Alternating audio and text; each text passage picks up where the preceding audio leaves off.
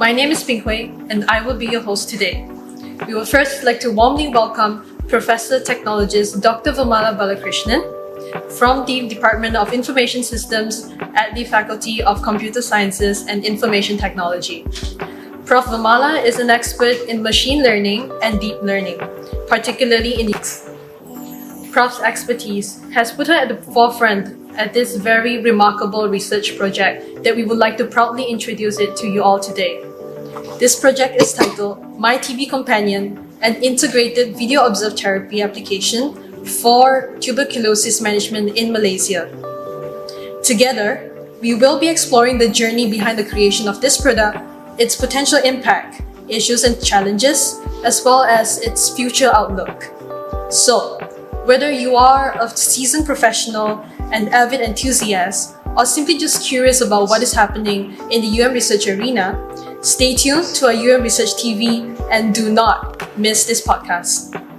And without further ado, we shall begin. Good morning, Prof. Good morning, Ping Hui. Thank you so much for gracing us with your presence here today. Thank you for the invite. Okay. So Prof, can you introduce us to MyTBCompanion and what prompted and inspired your research team to pursue this project?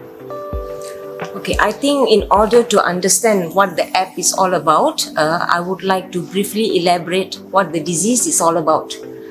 Tuberculosis, or commonly known as TB, is a common infectious disease and can be deadly. TB prevalence globally is increasing on an annual basis, and this includes Malaysia as well. As a matter of fact, recent statistics show that we clock in approximately 2,500 cases of TB yearly in our country. Sadly, this also translates to a high mortality rate. One of the main reasons why such a high mortality rate is because of a very poor treatment adherence among the TB patients in Malaysia. Evidence have showed that digital health platforms, specifically mobile health platforms, have been used to improve healthcare management. So with this in mind, working along with a few of the experts from the respiratory disease department from the Faculty of Medicine, we developed MyTBCompanion, which is an integrated VOT-enabled multilingual mobile app.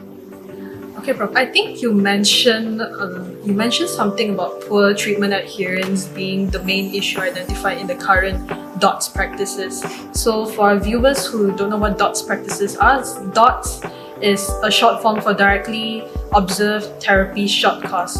So this is a standardized 6 to 8 month treatment procedure for TB patients. So what they do is that TB patients will visit the hospitals daily to take their medications in front of their healthcare professional.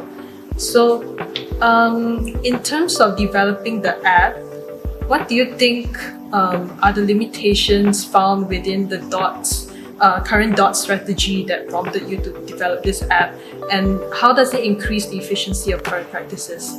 I think you have covered some of the basic points when you mentioned that when we use DOTS strategy, that entails patients having to travel to healthcare facilities for a minimum of 2 to 6 months, and in some cases it can drag on to about 8 months. These alone comes with a lot of issues. For example, if a patient is a working adult or a student or even parents who have to care for their children, they do not have the luxury to take time off from their busy schedule to travel to the healthcare facilities on a daily basis. Transportation issues, regardless whether the patient is from an urban area or rural area. This poses another problem. All this translates to issues when it comes to implementing the current DOTS strategy, and this is why there is a high rate of non-compliance among the TB patients. Okay.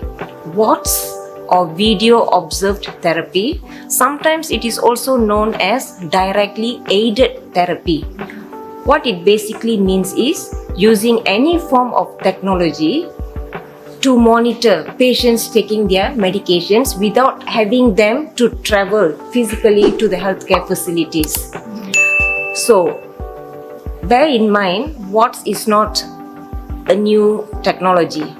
It has been implemented in various ways in various countries. Even in Malaysia, for example, in some of the regions, patients are actually being monitored through WhatsApp and MySejahtera application. So that is actually VOT. But what does not exist is an integrated mobile app that not only caters to VOT, but it includes a lot of other functions to improve the TB management, patient care among the TB community in the country. That is what MyTBCompanion is all about. It is an integrated mobile app with several functions to improve TB patient care in the country. Okay, thank you so much for the answer, Prof. I think in your answer you touched on the very significant cost to patients defaulting their TB treatments. So in the DOT strategy, it imposes an issue of that arise from logistical difficulties. So this involves sacrifices to their time as well as finances. So I think this is one of the costs that are contributing to high mortality rates because of default rates. Right. So the burden is not only on the patients and caregivers, it is also on the healthcare. that is true. Because they have to monitor the patients who walk into the clinic on a daily basis. So with an app, they can do it whenever that they are free. Yes, I totally agree with you, Prof. TB in Malaysia itself has been a very big public health dilemma as of date. So regarding MyTBCompanion, were there any field tests? So we conducted field tests where we did feasibility testing among selected patients. Okay, what we did was we collaborated with a local NGO, Malaysian Association Prevention of Tuberculosis, who assisted us in recruiting TB patients. So we recruited 10 patients from Kuala Lumpur, 10 patients from the Klang Valley, and another 10 from Pahang. Basically, we had 2 urban areas and 1, I would like to say, lesser developed area, Pahang, right? So the criteria that we used was the patients have to be active TB patients who are currently undergoing treatment strategy, either DOTS or VOT. So based on the data that we collected, all the 10 patients from Pahang were on DOTS strategy. All the patients from Klang and Selangor were on VOTs through WhatsApp strategy. According to this selected demography and also social inclusion criteria for this study, what were the key outcomes that were found here? The outcomes were actually quite interesting and unexpected in certain cases. So for example, we segregated the patients into DOTS and VOT. We did pre-test and post-test questionnaire surveys. So pre-test questionnaire survey, we basically asked them their opinion and perception in terms of the current technology that they are practicing. So if they are DOTS patient, they will answer based on the DOTS strategy. If they are VOTS patient, then they would answer based on the VOT strategy.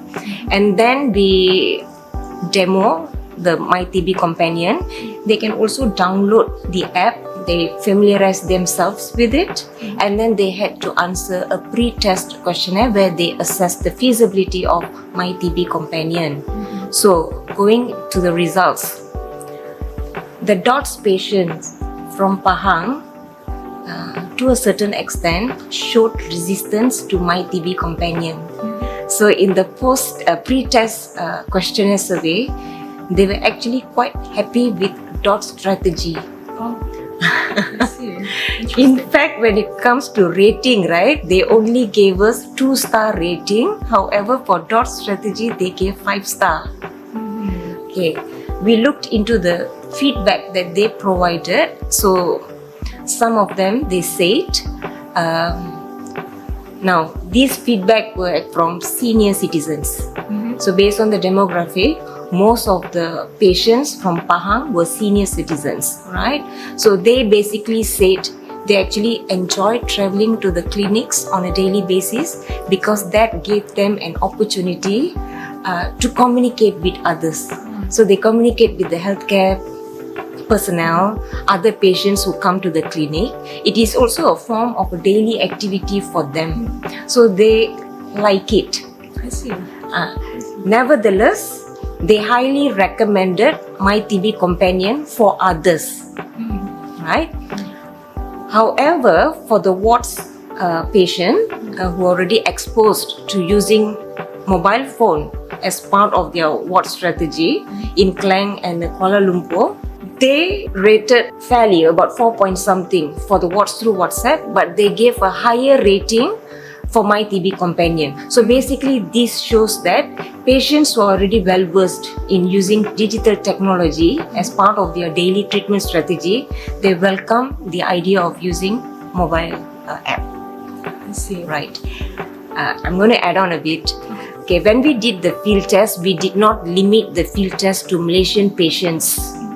We also extended the field test to include 20 tuberculosis patients from Indonesia, specifically Jakarta, which is also another urban area. Right? Now, patients from Jakarta, all 20 of them were on DOT strategy, and none of them have ever heard about WOTS. So they don't know what WOTS is. They heard it for the first time. Right? However, after being exposed to MyTBCompanion, they were actually very welcoming and gave us a lot of positive feedback in adopting that particular app to improve TB management. So that was actually like very good for researchers, right, who are developing an app and testing. That is a very positive feedback. So that feedback came not only from the patients but also the healthcare personnel. Okay. I think for the field test results that Prof shared just now, I think it highlighted very contrasting views on the acceptance of the app from the Pahang population and also the KL and Klang Valley population. So for residents from the Pahang population, it actually prompted us to think about another idea which is known as a patient-doctor relationship.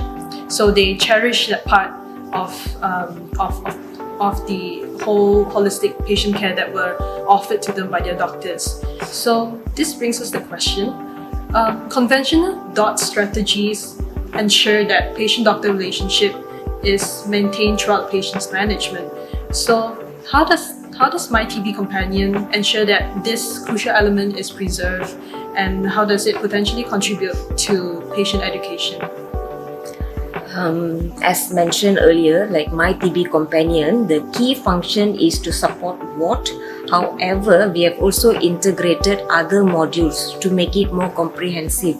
So the other two key modules is side effect reporting, where patients who are undergoing treatment, if they encounter any side effect, they can actually report that through the app for the healthcare to review. Another key function is teleconsultation. So patients who wish to communicate with a specific staff, for example, they can actually make a teleconsultation appointment through the app. So and once this is established, healthcare personnel will initiate the call and communicate with the patient.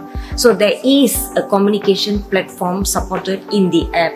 Not only that, there is a chatbot where patients can interact and ask questions, anything that is related to tuberculosis and the treatment strategy. I see.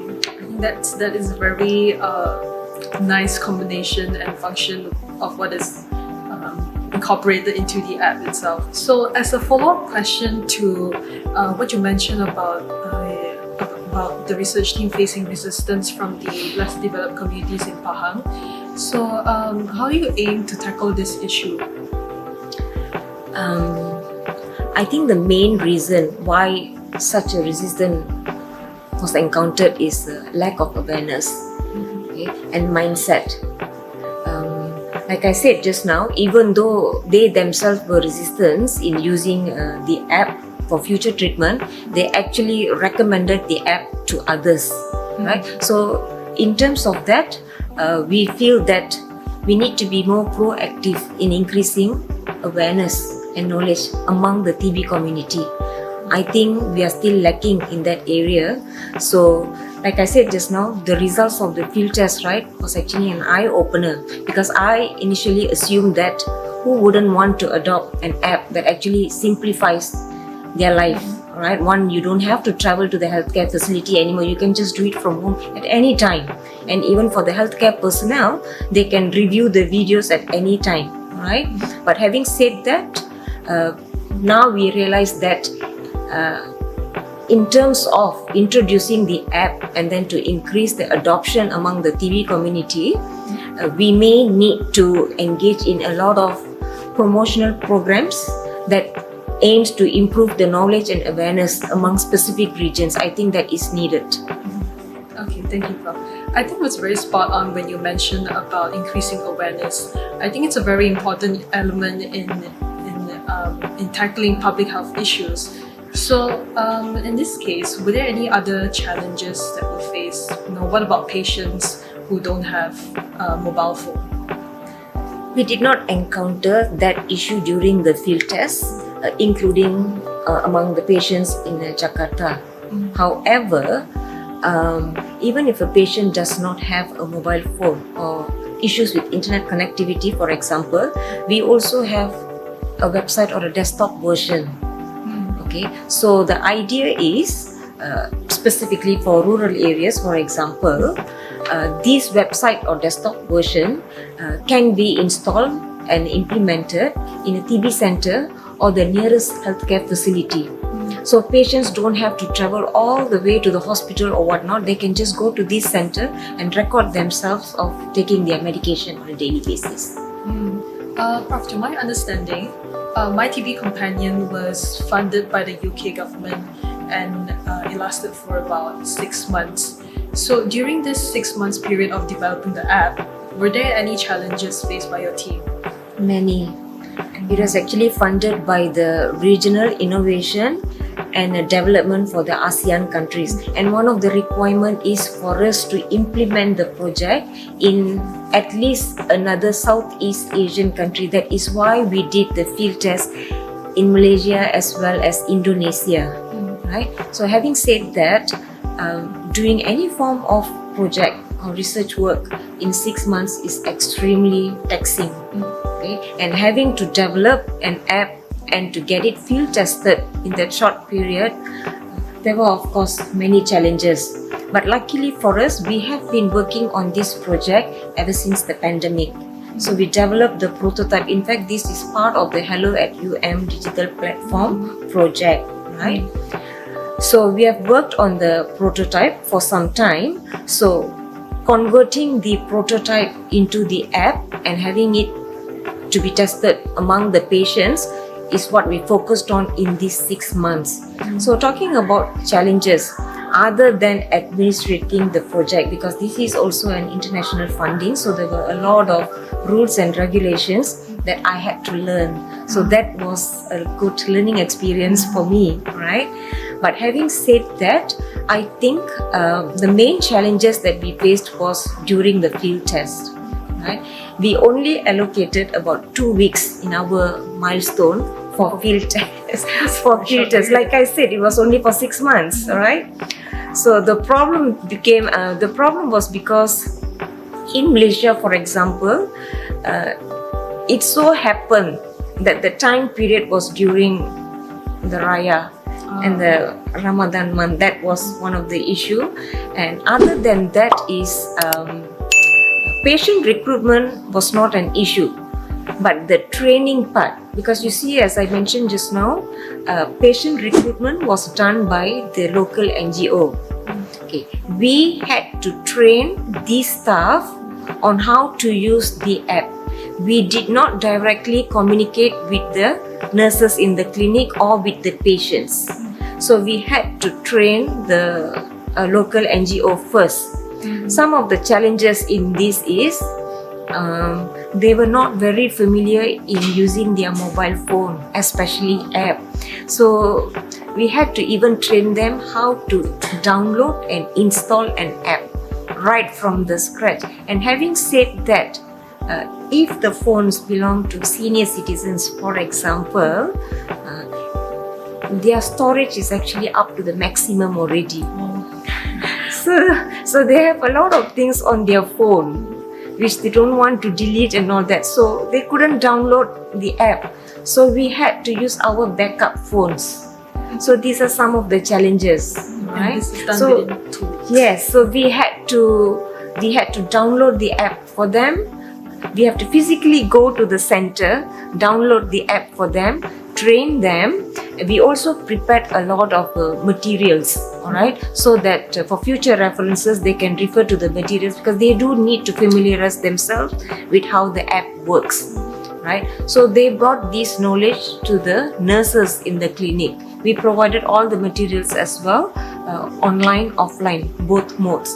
So this is how we actually trained the staff, and this took at least 2 more weeks before they actually started the data collection process. I think this is no easy task given 6 months period and a 2 weeks period for field tests. And I think And mind you, 3 different locations. So we have to communicate with people from the Klang Valley and then from Pahang. You see, Pahang, at least Klang Valley, I could travel to the center, but Pahang is fully online mode, and that was not easy. I think it's a very incredible feat for you and your team too in the development of this app. So you mentioned there were difficulties for the Pahang population, the community, to learn how to use the app, right? So No, it's not the community. It's for us to train the staff. oh, the staff. Yes, it's because they need to familiarize themselves with the app before they can carry out the test for us. Okay. So a question about the functionalities and the interface of the app. How do you keep it as user friendly as possible? Because it's very important that it's easy to use, so that patients are compliant and that they don't default their treatments just because of that. MyTBCompanion was developed in a minimalistic fashion. All right, it is really simple. Our theme color was blue and white, so you don't really see any other colors in the app. Right? It is very user friendly. We took care of layout. Actually, the app was developed by industry experts. So we brought in experts to work on the GUI or user interface. Right? We took care of the layout, the size of the buttons, the text and whatnot. The flow, the navigation from one screen to another is seamless and it's very straightforward. Throughout the development process, we meet on a regular basis. We discuss on how to improve it. All right. We also included my team members from the Faculty of Medicine who came in from time to time. So inputs were solicited from all experts. All right, in developing this. It is very easy to use. It supports various languages. It was developed in English. However, if you want it to be in Bahasa Melayu, you have the option of changing the language in the setting. And because the app was tested among TB patients in Indonesia, at this point in time, MyTBCompanion supports Bahasa Indonesia as well. Oh. So in future, having that app in other languages is quite easy, and we intend to do that because if funding allows us and we wanted to do, let's say, more field tests covering other nations, it's as simple as converting the content into a different language. Thank you, Prof.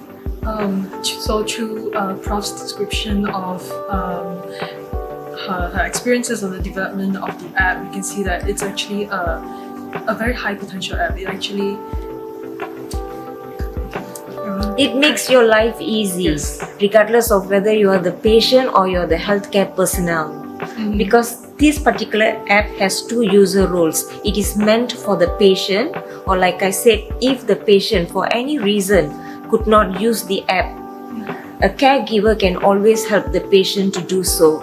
That is one. And the other user role is the DOT staff or the healthcare personnel. Their function is quite straightforward. All they have to do is by the end of the day, they can just review all the videos that have been uploaded by the patients. So when they review the video, they will approve it. All right. The app also tracks the progress of the patients. So because the patient have to take the medication on a daily basis, missing one day will be highlighted in the app. So even if you are the patient, you can you can track your progress on a daily basis on a monthly basis or a yearly basis as well, to see how well you have been doing or how many videos you have missed, for example. So that is an indication how many days of medication you have missed. Same goes for the healthcare personnel. They can monitor if a patient, if let's say is not doing very well, that means he's skipping the medication on a daily basis, then they can intervene directly.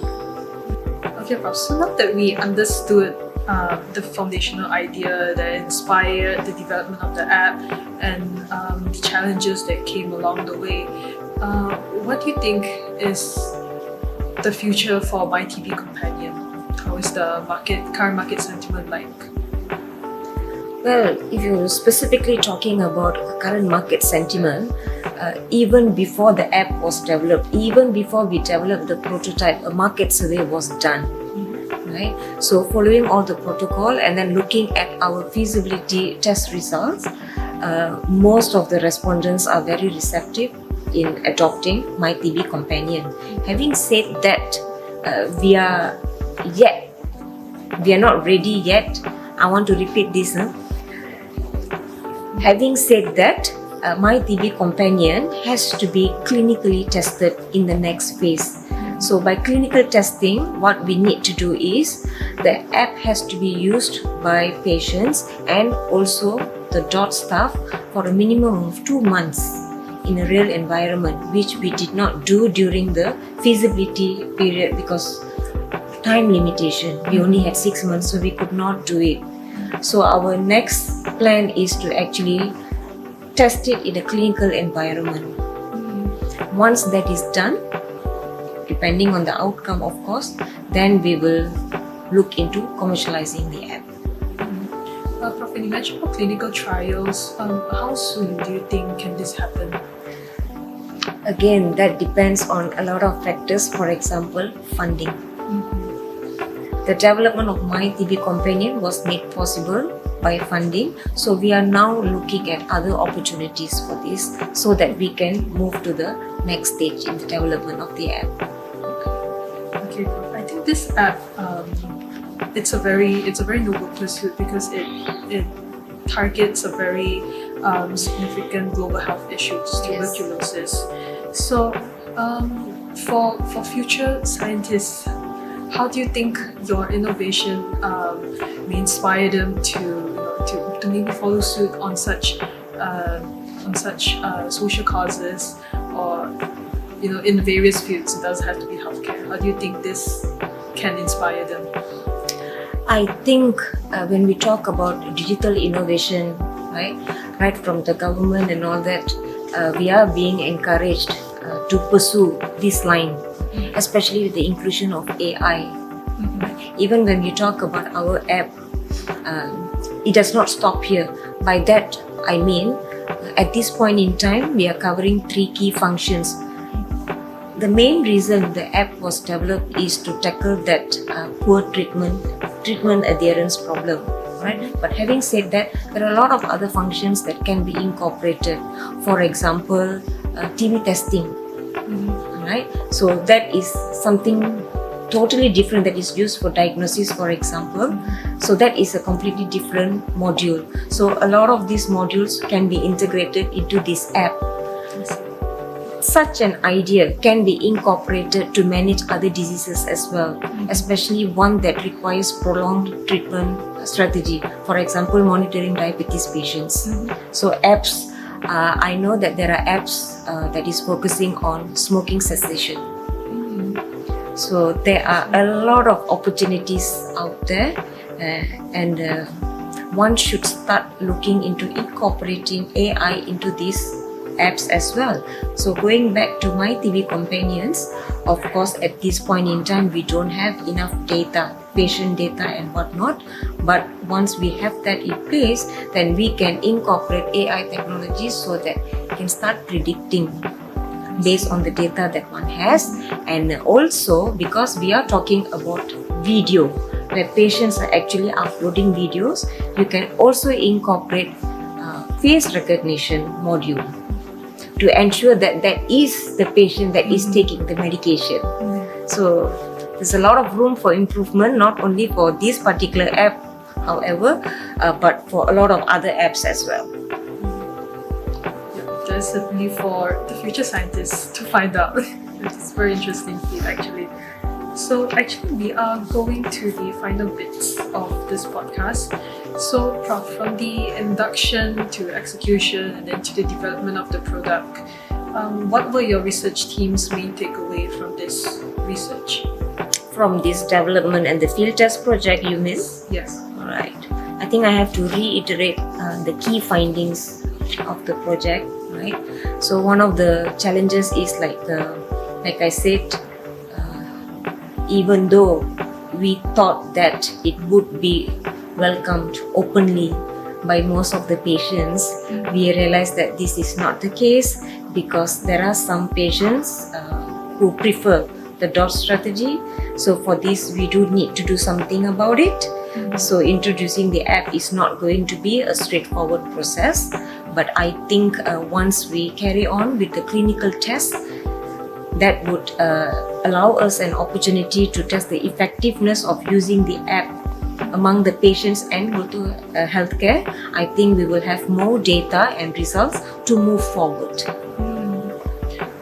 But to add on, having spoken to various healthcare experts, not only those from our faculty and faculty of medicine specifically, also from the healthcare practitioners and clinic staff in Indonesia, they are actually very happy that we are working on something like this, and they have indicated their interest in collaborating with us in the next stage as well. In fact, even some collaborators from Thailand are showing interest on this particular project and app. Because like I mentioned, TB cases is a global phenomenon, but we have a very high prevalence, especially among the Asian and Southeast Asian countries. I think it's a very exciting project. I'm actually really looking forward. It is very to exciting, and I'm excited as well. Yeah, I'm actually really looking forward to how this app will turn out, and then to contribute to solving this global health dilemma, because TB cases would just be on the rise. Yes. Yeah, from years to years. So that brings us to the end of today's episode. We've had an enlightening discussion about what inspired the team to pursue this research project. We identified some of the limitations of current TB treatment strategies, and how does MyTBCompanion contribute and solve the issues of the DOT strategies. So we also talked about discoveries and insight that is gained throughout the execution of the project.